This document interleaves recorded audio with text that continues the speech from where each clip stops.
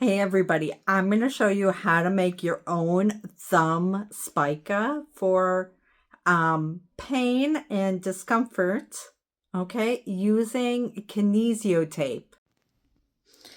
All right, so I totally believe in measuring twice, cut once.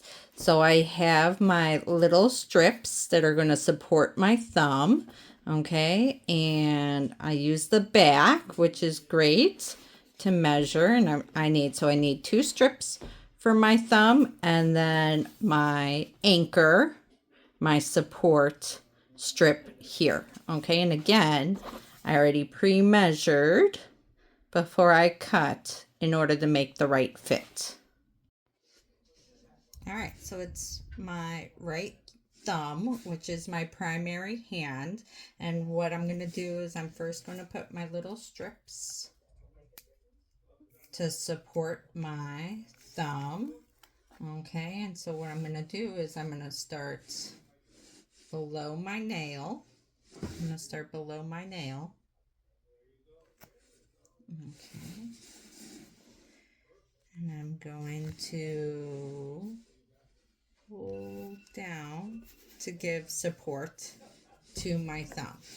Okay, then I'm going to go and I'm going to do the opposite side. You see, look, I can do it all to myself. You don't need an extra set of hands.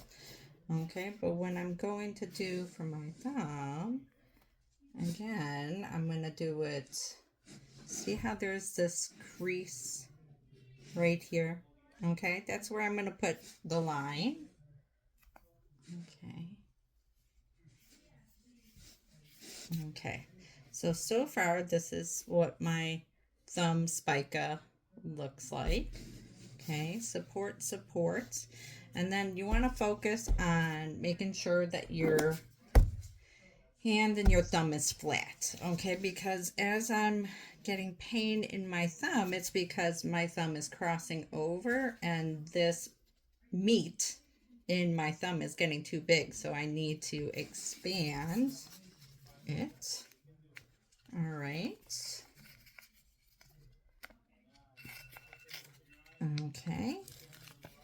And so then for this one, I'm going to take my anchor and I'm going to put it from my palm. Okay. I know, maybe I should have done this in black. Okay, and I crossed over. Okay, so I'm supporting the meat of my thumb, but also pulling it back to go more into place